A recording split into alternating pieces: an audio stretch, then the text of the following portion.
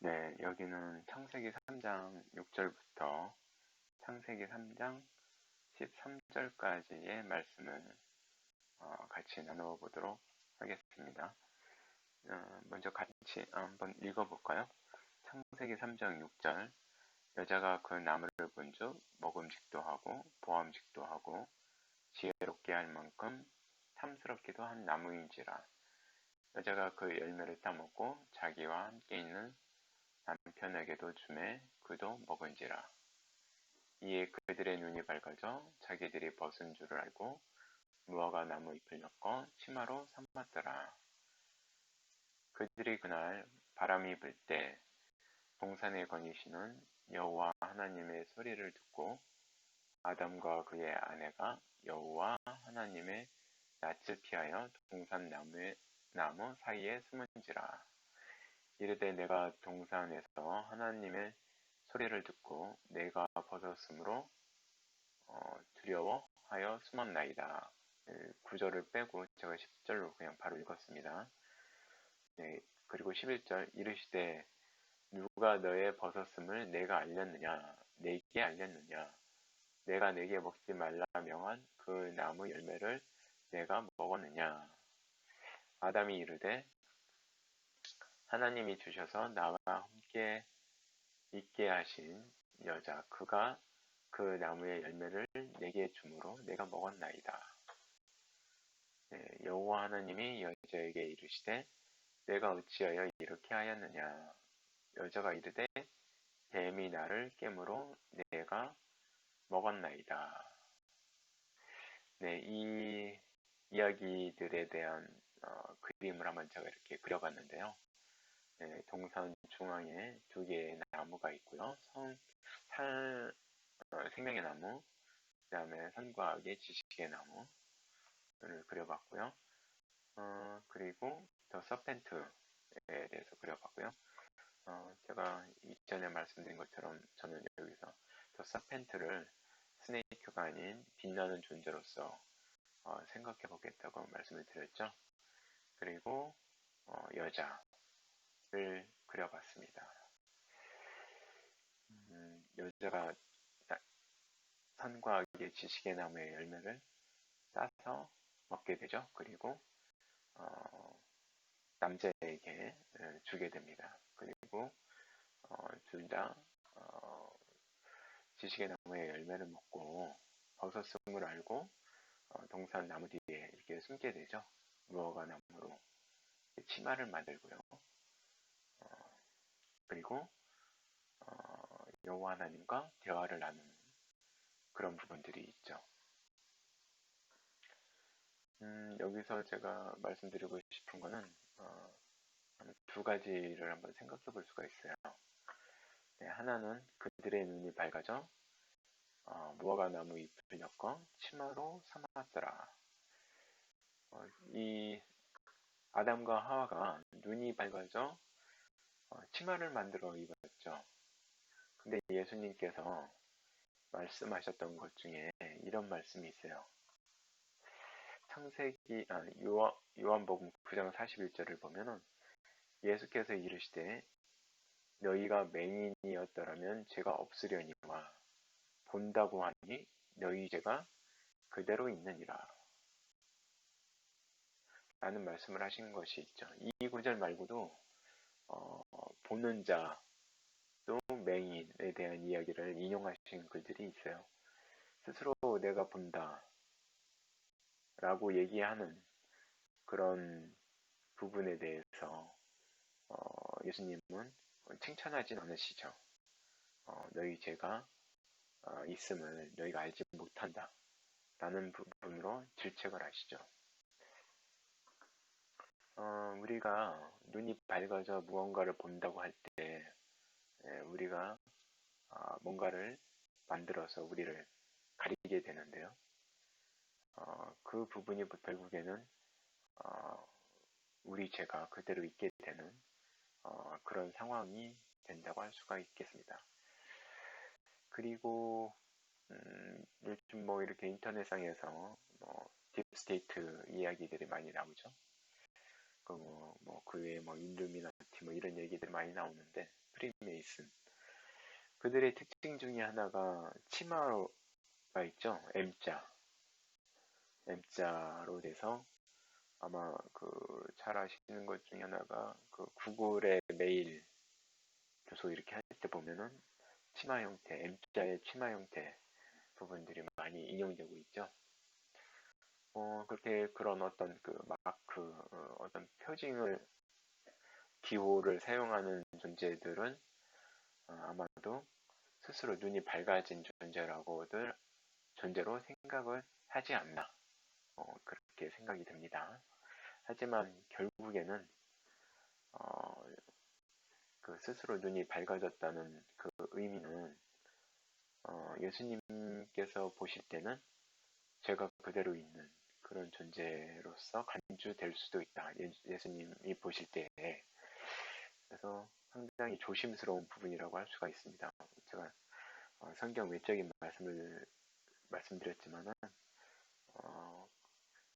그 성경 외적인 걸 떠나서 성경 안에서만 우리가 볼 때도 우리 스스로 뭔가 본다라는 것을 주장하거나 이렇게 뭐 그것을 기본으로 이렇게 뭔가를 만들어갈 때 그런 경우에는 우리 죄가 그대로 남아있을 수 있는 상황으로 갈 수 있다라는 부분들을 한번 생각해 볼 수가 있습니다.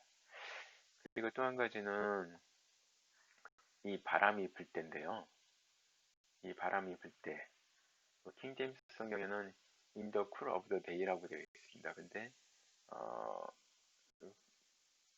이 쿨 부분을 잉글리시 스탠다드 버전에서는 또 보면은 윈드라고도 이렇게 되어 있습니다. 그래서 이 바람이 불 때라는 표현은 좀 우리가 성경을 읽을 때 생각을 해볼 필요가 있는데요. 요한복음 3장 8절 한번 볼까요? 요한복음 3장 8절을 보면은 바람이 임의로 불매 내가 그 소리는 들어도 어디서 와서 어디로 가는지 알지 못하나니 성령으로 난 사람도 다 그러하니라. 바람이 부는 그런 상황을 성령으로 난 사람에 대해서 비유할 때 예수님께서 이런 표현을 쓰시죠. 그리고 성경 곳곳에서 바람이라는 부분들은 우리가 한번 찾아봐서 묵상해 볼 필요가 있습니다. 그래서 저는 이 바람이 영과 관련이 있지 않나라는 생각을 개인적으로는 하는데요. 네, 바람이 불 때 우리가 바람이라고 하면은 두 지점의 그 기압차로 인해서 공기의 이동, 흐름이 일어나는 현상을 바람이라고 일반적으로 이제 생각해 볼 수가 있는데, 성경에서 표현하는 이 바람이 부는 그런 경우에는 단순한 경우로 볼 수도 있겠지만 그 외에 좀 심도 있는 상황이 있을 수 있다. 뭐, 창세기 3장 8절만 보더라도 여호와 하나님의 소리를 듣게 되는 경우 아담은 어떻게 그 여호와 하나님의 소리를 듣게 되는 경우를 알았냐면은 바람이 불 때 여호와 하나님의 소리를 듣게 됩니다. 그렇죠? 바람이 불 때 동산에 거니시는 여호와 하나님의 소리를 듣고 그래서 우리는 바람이 불 때 신중해야 되지 않나 그런 생각을 합니다. 그래서 바람이 부는 그런 상황에 대해서 한번 생각을 해볼 필요가 있고요. 계시록 7장 1절에도 보면은 이 일 후에 내가 내 천사가 땅 내 모퉁이에 선 것을 보니 땅의 사방의 바람을 붙잡아 바람으로 하여금 땅에나 바다에나 각종 나무에 불지 못하게 하더라. 바람이 불지 않는 것은 어떤 재앙이 또 다가옴을 알 수가 있어요. 우리가 바람이 없이는 아마도 사람도 살지 못하지 않을까라는 생각을 해봅니다. 그래서 이 슬라이드에서는 앞서 말씀드렸던 눈이 밝아진다고 우리 그러니까 스스로를 생각할 때, 그리고 우리가 눈이 밝아져서 무언가 알고 있다라고 생각해서 무언가를 만들어서 우리의 용도로 사용하거나 할 때, 그럴 경우 좀 조심해야 된다. 그리고 바람이 부는 때는 영의 흐름이, 영의 이동이 있음을 감지해 볼 수도, 생각해 볼 수도 있지 않겠나. 그렇기 때문에 바람이 불 때 우리 스스로를 한번 되돌아봐야 되지 않나. 네, 그런 생각을 또 해봅니다. 그리고 이 지식의 나무의 열매를 먹고 여호와 하나님은 아담과 이브에게 말씀을 하시죠. 그리고 여호와 하나님은 아담과 이브가 또 이야기하는 말을 듣습니다. 즉 변명의 기회를 주었다고나 할까요? 그렇죠? 아담이 이르되 또 여자가 이르되, 이거는 이제 뱀에게 얘기한 말씀과는 좀 다릅니다. 여호와 하나님은 아담과 이브가 비록 지식의 열매를 먹었지만 그에 대해서 먹은 이유에 대해서 들어주십니다. 그렇죠? 네. 하지만 이 더 서펜트에 대해서는 여호와 하나님은 그 변명을 들어주시지 않습니다. 물어보지도 않죠. 바로 그 서펜트에게 형벌을 내리시게 되죠. 네, 다음 장에서 그 이야기를 한번 같이 나눠보고자 합니다. 감사합니다.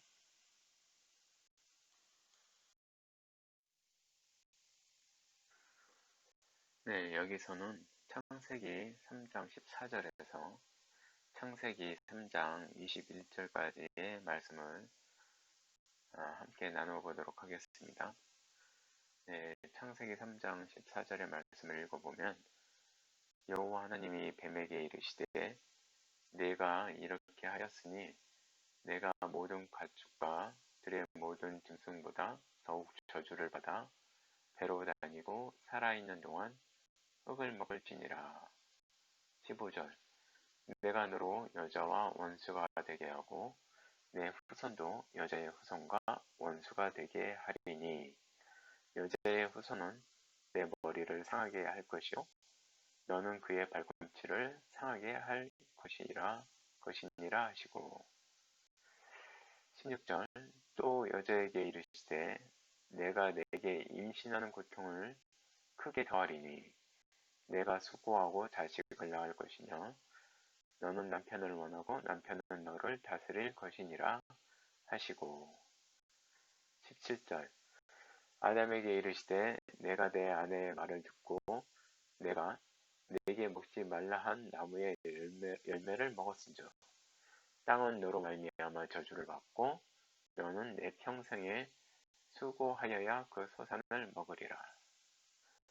땅이 내게 가시덤불과 엉겅퀴를 낼 것이라. 내가 먹을 것은 밭의 채소인즉 내가 흙으로 돌아갈 때까지 얼굴에 땀을 흘려야 먹을 것을 얻으리니 내가 그 겉에서 시험을 입었음이라. 너는 흙이니 흙으로 돌아갈 것이니라 하시니라. 20절 아담이 그의 아내의 이름을 하와라 불렀으니 그는 모든 산자의 어머니가 됨이더라. 21절 여호와 하나님이 아담과 그의 아내를 위하여 가죽옷을 지어 입히시니라.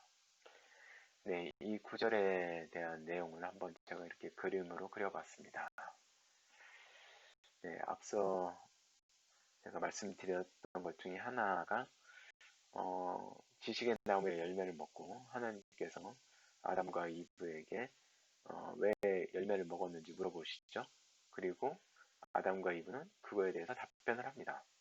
그런데 여호와 하나님은 더 서펜트에게, 뱀에게 물어보질 않으세요. 물어보지 않으시고 그냥 이렇게 말씀을 하십니다.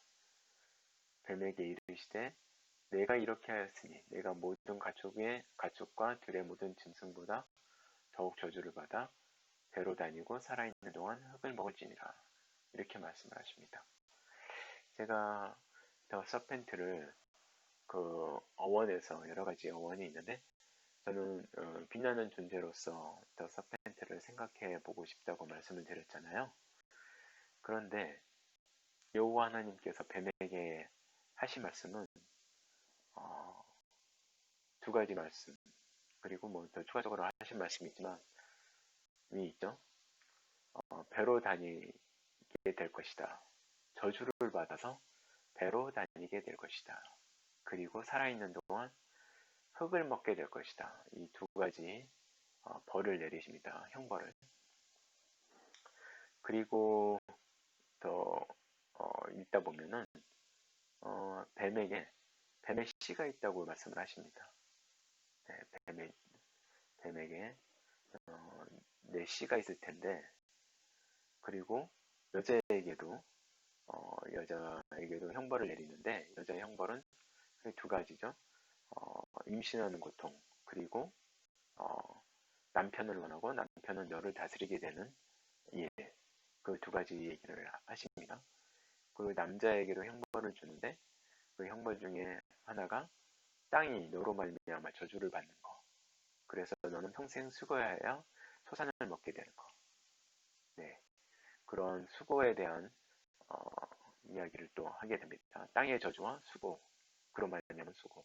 그리고 또 하나가 너는 흙이니 흙으로 돌아갈 것이다 라는 말씀을 하시죠. 그리고 이어서 아까 말씀드린 대로 뱀의 씨에 대해서도 말씀을 하셨고, 여자에게 하신 말씀 중에 하나가 뱀과의 관계에 있어서 원수가 되게 하신다고 합니다. 그리고 여자에게 씨가 있는데 후손이 있죠. 여기서는 후손에 대해서 얘기를 하는데, 여자의 후손은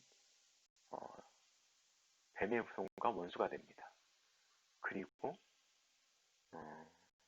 이 여자의 후손은 뱀의 머리를 상하게 합니다. 그리고 이 뱀은 여자의 후손의 발꿈치를 상하게 합니다. 이 그림이 상당히 뭐랄까요, 또는 이 말씀이 기품이 있습니다. 이걸 문자 그대로 우리가 받아들인다고 해석한다고 하면은 이 뱀은 진짜 오래 사는 거예요. 쭉 사는 거죠. 왜냐면은 뱀에게는 후손이 있는데 이 후손이 있음에도 불구하고 여자의 후손과 뱀의 후손과 적대적 관계를 갖는 거는 이해가 됩니다. 그런데 여자의 후손이 뱀의 머리를 상하게 한다고 하면은 이 여자의 후손이 있을 때 이 뱀도 존재해야지만 여자의 후손인 뱀의 머리를 상하게 할 수가 있겠죠. 그래서 이 구문이 상당히 난해한 어려운 구문이기도 합니다. 뱀에게는 후손도 있지만 그 뱀 스스로도 얼마나 오래 사는지 모르겠지만 여자의 후손이 있을 때까지 계속 있다가 여자의 후손과 서로 싸움이 있던 어떤 상황에서 뱀에게는 머리를 상하게 하는 결정적인 치명상을 입게 되고, 이 뱀은 그 여자의 후손의 발꿈치를 물게 되는, 상하게 하는 그런 일이 있다는 말씀이시죠. 그리고 이 뱀은 빛나는 존재에서 뭐랄까요, 좀 저주를 받음으로 인해서 배로 다니고 흙을 먹게 되는 그런 존재로 전락하게 됩니다. 여기서 흙이라는 표현이 나오는데요. 우리가 창세기를 볼 때 약간 흙으로 만들어진 부분을 한번 살펴보도록 하겠습니다. 창세기 2장 7절하고 창세기 2장 19절을 보면은 이런 말씀이 있죠. 창세기 2장 7절에 여호와 하나님이 땅의 흙으로 사람을 지으시고 생기를 그 코에 불어넣으시니 사람이 생명이 되니라. 땅의 흙으로 사람을 지으셨다고 말씀을 하시죠. 그리고 창세기 2장 19절에는 여호와 하나님이 흙으로 각종 들짐승과 공중의 각종 새를 지으시고 아담이 무엇이라고 부르나 보시렸고 그것들을 그에게로 이끌어가니 아담이 각 생물을 부르는 것이 곧 그 이름이 되었더라. 흙으로 지어진 존재는 사람과 각종 들짐승과 공중의 각종 새로 표현이 됩니다. 그러면은 문자적으로 우리가 받아들인다고 하면은 이 뱀의 식량은 흙이라고 얘기를 했다 하면은 흙으로 지어진 존재는 사람과 그리고 각종 들짐승과 각종 새라고 볼 수가 있습니다. 그렇다고 하면은 서펜트의 먹을거리가 사람, 들짐승, 각종 새가 될 수도 있다는 것이죠. 물론 우리가 바닥에 있는 그 흙, 모래와 같은 그런 종류의 흙을 생각해 볼 수도 있지만 성경에서 이야기하는 문장을 볼 때는 결국에는 사람이나 각종 들짐승이나 각종 새도 흙으로 만들어졌기 때문에 뱀의 먹을거리가 될 수도 있겠다 라고 생각해 볼 수 있다는 거죠. 네, 이 부분은 우리가 성경을 읽을 때 곳곳에서 몰래킹에 대한 인신제사 부분들이 많이 나오죠. 그리고 그 출애굽기 이후에도 그 들짐승들을 또는 새를 이용한 번제들이 좀 나옵니다. 그런 부분들을 한번 깊이 있게 생각해 볼 필요가 있다고 생각이 듭니다. 그래서 여기서는 더 서펜트와 더 워먼과의 적대적인 관계, 그 각각의 후손들에 대한 적대적인 관계, 그런데 여자의 후손이 뱀의 머리를 상하게 한다고 하면은 이 뱀의 수명이 상당 부분 길다. 이 오래 살아야지만 이 여자의 후손과 싸움이 있을 수 있으니까요. 그 머리가 상하고 여자의 후손의 발꿈치를 상하게 할 수 있으니까요. 그런 부분들도 생각해 볼 수가 있다. 그리고 이 빛나는 존재는 저주를 받음으로 인해서 배로 다니고, 배로 다닌다고 하면 제가 날개를 그려봤는데 날개가 없어졌을 수도 있다 라는 의미가 되겠죠. 모르겠습니다. 진짜 배로 다녀가지고 이 팔다리도 짧아져서 우리가 생각하는 스네이크처럼 진짜 배로 다니게 되는 건지, 아니면 이 배로 다닌다는 말이 이 신체, 빛나는 존재에서 그 빛이 잃어버려서 이 몸으로 다녀야 되는 그런 존재로 전락했다는 의미인지 구체적으로는 알 수 없지만 이 두 가지 저주, 배로 다니는 것과 흙을 먹게 되는 부분, 이거는 빛나는 존재에게 있어서는 상당히 치명적인 형벌이라고 보여집니다. 물론 여자와 그 남자도 아담도 하나님의 형벌을 받았지만 이 뱀에게 있어서는 상당한 큰 저주라고 할 수가 있겠죠. 그리고 마지막으로 여호와 하나님이 아담과 그의 아내를 위하여 가죽옷을 지어 입히시니라 라고 말씀을 하시는 걸 보면 이 구절을 가지고 많은 분들이 하나님께서 동물을 잡아가지고 동물의 가죽을 벗겨서 아담과 이브에게 그 동물의 가죽옷을 입혀주었다라고도 말씀하시는 분들이 많이 있습니다. 하지만 뭐 구체적으로 그렇게 생각할 수도 있겠죠. 왜냐면 더 부연 설명이 없으니까. 하지만 이렇게도 생각해 볼 수 있지 않을까 싶습니다. 모든 생명체는 가족을 갖고 있죠. 소들, 소가족, 뭐 양가족, 뭐 그렇게 다 가족이 있습니다. 사람도 사람의 표피를 잘라보면은 이게 사람 가족이 있어요. 사람도 가족이 있다고 볼 수 있죠. 그렇다고 하면은 이 사람을 에덴 동산에서 내보내실 때 여호와 하나님께서는 사람에게 사람 가족을 입혔다라고도 생각해 볼 수 있다는 거죠. 동물을 죽여서 동물의 가죽을 사람에게 입혔다는 것이 아니라 사람 스스로에게 사람 가죽을 씌워줬다라고도 우리가 생각해 볼 수 있지 않을까 싶습니다. 이게 동물의 가죽인지 사람의 가죽인지 구체적으로 기술되어 있지 않기 때문에 어떤 부분으로 해석을 하는 것이 맞는지는 정확하지는 않겠지만 저는 동물의 가죽을 사람에게 주었다기보다는 사람에게 그 이전에는 이 사람도 생명으로서 생명이 되어서 상당한 그 하나님 나라에서 높은 지위에 있는 존재였지만 그와 더불어 이런 형벌을 받음으로 인해서 쫓겨날 때 에덴에서 쫓겨날 때는 가죽옷을 사람 가죽을 입음으로써 일반 사람들과 똑같은 그런 존재로 보이게끔 되는